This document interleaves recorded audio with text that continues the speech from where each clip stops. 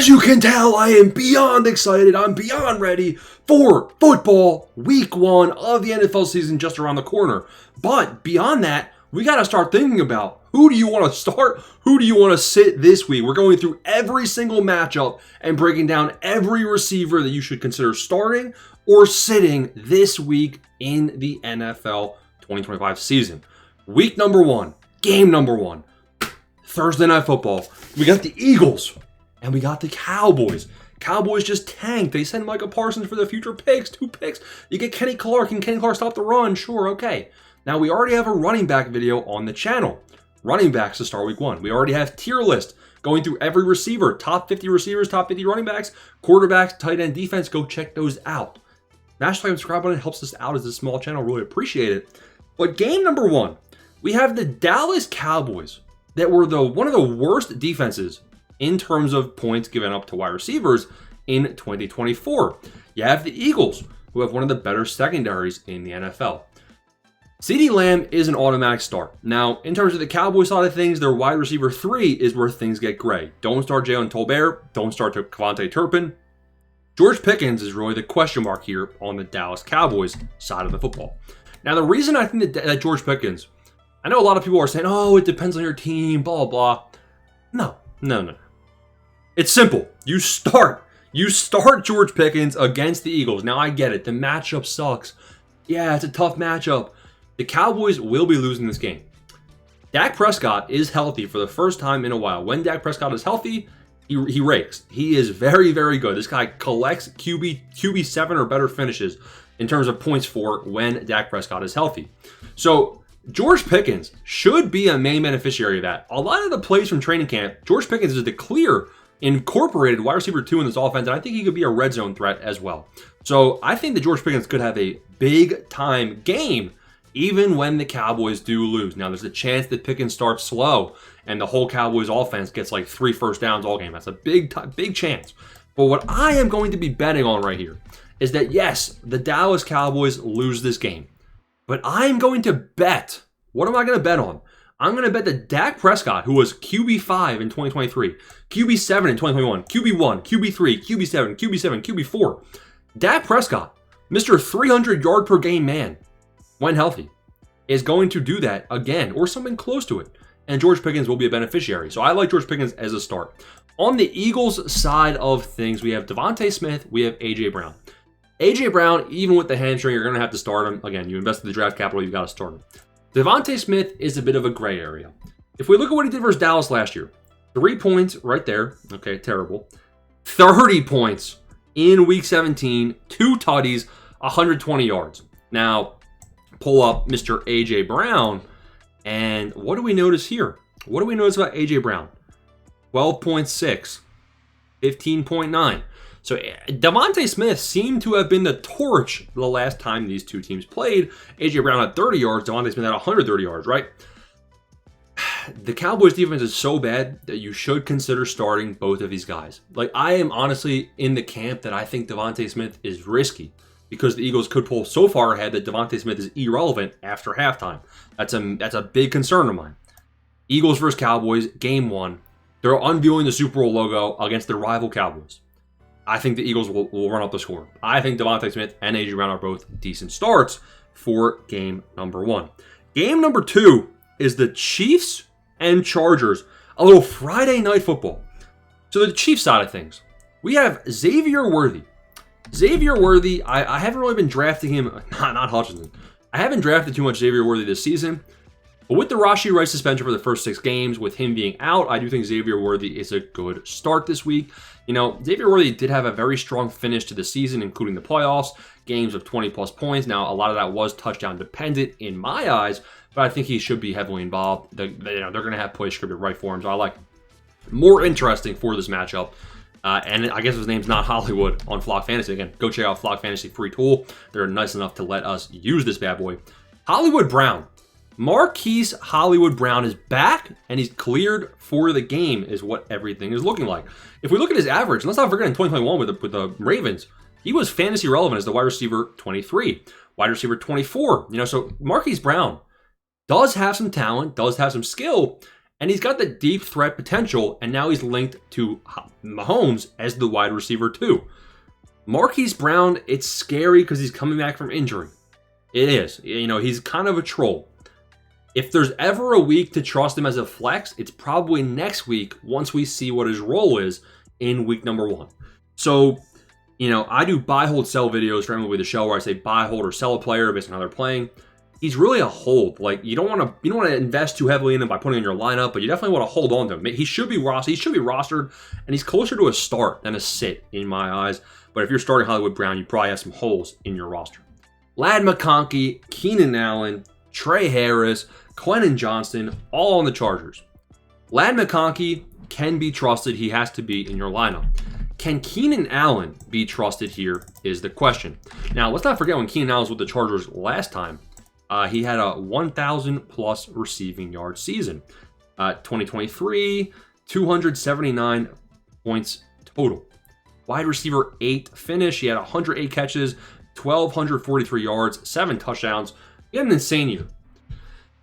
He's not getting any younger, guys. He's not getting any younger. He might have been on pace for that last year, though. If we look at his pace last year with the Bears, where wide receivers go to die, he actually was pretty dang good. We're seeing a little bit of lag right here. But looking at what Keenan Allen did, we can't pull it up. He actually wasn't bad from a points per game perspective with the Bears. It's just a matter of injuries holding him back. He might have been able to crack 1,000, to be honest. Especially with, the quarterback play was terrible in Chicago. I think Keenan Allen could be a decent sneaky start, especially if the Chargers fall behind. Now, I'm a bit scared here that the Chargers are going to ground and pound. And that might make Keenan Allen, he might only get 4 or 5 targets, which makes him more of a sit in my eyes. Maybe we wait and see what his role is. So I think it's a bit of a risky start. We have the Buccaneers and the Falcons. We got Mike Evans. We got Chris Godwin. Done. You're done, buddy. McMillan, you're done, buddy. Which means that Buka is in. Evans and Ibuka both are good starts. On the Falcons side of things, Ray McCloud. He honestly is a terrible he's terrible. Ray McCloud is not... I found a stat that he is statistically the worst wide receiver 3 last season for wide receiver 3s that had a certain amount of snaps played. And you can see he played all the snaps. So he's out there all the time. He just isn't really good. Like, his yards per out run is below 1. Very, very bad. If Mooney is out, he's got volume, but don't trust him. Don't trust him. If Mooney is there, if Mooney was healthy, I'd say trust Mooney. Mooney had a really solid end to last year. Mooney had a really solid year. In fact, if we look at his year, I think he might have cracked 1,000. Did he? Close. 992 receiving yards. So Mooney was really close to his first 1,000-yard season since Chicago, his first in joining the Falcons. Drake London's going to be a trust must start. Darnell Mooney is risky in my eyes. Next game up is going to be the Bengals and the Browns. Now, when we talk about Cincinnati, Jamar Chase, T. Higgins, must start, must start. When we look at the Browns, Jerry Jeudy. Okay. You got Cedric Tillman. I'm not starting Cedric Tillman. I'm not doing it. Jerry Jeudy, you have to start because of Joe Flacco, and you have to just believe. It's a scary thing to do, but you have to just believe. Miami versus Indianapolis. Tyreek Hill and Jalen Waddle. I actually love this matchup. I don't know why the Dolphins are not favored. I know why they're not favored. If Tua is healthy, if Tyreek is healthy, if Waddle is healthy, I think that both receivers for the Dolphins can have a lot of targets this week, and both can absolutely smash. My favorite start of the week is going to be Jalen Waddle versus the Colts. Pencil it in, get the hammer out, do what you have to. The Colts side of the ball, you have Josh Downs, you have Michael Pittman Jr. I don't love either of them. I don't like either of these guys really as a start this week. Let me see how Daniel Jones and this offense operates. Let me see. Is Downs the wide receiver 1? Is Pittman the wide receiver 1? What receiver does Daniel Jones gel with more? Maybe it's Tyler Warren, right? So I'm kind of fading this Colts offense, except for Jonathan Taylor in week number 1. We got the Raiders and the Patriots. The Raiders, you have Jacoby Myers, you have Amari Cooper, you have Jack Pesh. I'm not really starting a single Raiders wide receiver unless Jacoby Myers isn't traded. Jacoby Myers is kind of a borderline flex play if he is not dealt. On the Patriots side of things, you have Stephon Diggs, you have Demario Douglas, you have Kyle Williams. I'm not starting anybody here besides Stephon Diggs, and I'm honestly not starting Stephon Diggs. He's coming back from a brutal injury. He was borderline to be available for this game. I want to wait and see. Is Stephon Diggs going to have to get ramped up? There's a chance that Stephon Diggs comes out right here and only gets 45-50% of the snaps. I don't think that's going to be the case. I feel like they would tell us he'd be limited. I still just don't love the fact that he's coming off of that injury. And the price that you were paying for him this year, there's a pretty good chance. There is a pretty good chance that you have other flex players in your lineup. Cardinals versus Saints. Marvin Harrison Jr., Michael Wilson. Michael Wilson, absolutely not. Marvin Harrison Jr., you have to start him. The Saints are a very bad team. I think the Cardinals win this game by 25 points. I'm not even exaggerating. The Saints, you have Olave and Rashid Shaheed. Now, Spencer Rattler is trash. Rashid Shaheed is back. Rashid Shaheed is my other start of the week, if you can believe it. I think the Saints are going to be down by 40, which obviously means I don't think the Saints are going to score very much. I think the Saints aren't going to be able to move the ball, but they sure as heck are going to be taking some deep shots when they're down by 40 points. Main beneficiary of that is Mr. Rashid Shaheed, whose yards per target, we're not looking at his career average here, but he's a deep man. He's a deep man by nature, so he's going to be getting these deep targets. He had a breakout year last year prior to his injury. He only had a small sample size, but again, Rashid Shaheed is a name to look out for in week one. One of my favorite starts of the week, although only projected around 10 points. Jets and Steelers, I'm staying away from this game. I'm starting DK Metcalf. Honestly, you can start Garrett Wilson, I guess, but it's not exciting. It's the lowest implied team totals of any game this week. Jets, Steelers. Stay away from anybody besides Wilson and Metcalf. Giants and Commanders. Malik Neighbors, you have to start him. McLaurin, you have to start him. Deebo Samuel. I actually think that Deebo Samuel is not a bad start in week number one. Let me tell you why. I think that Jaden Daniels is going to find a way to get his new asset the football. We saw it in the preseason. I think the Commanders are going to want to get this guy involved. I just think that's going to be a solid game for Deebo in his debut. Jaguars, Panthers. You start Ted McMillan as a rookie. It's risky. You start him as a rookie. I think Xavier Legette also has some upside, but I'm not starting any other wide receiver besides McMillan. Jaguars, you have BTJ, you have Travis Hunter, you have Diami Brown. Diami Brown, keep an eye on him for waiver wires in week one. I think Diami Brown could be a good sleeper. Hunter, I want to see his role, but you probably can start Travis Hunter, to be honest.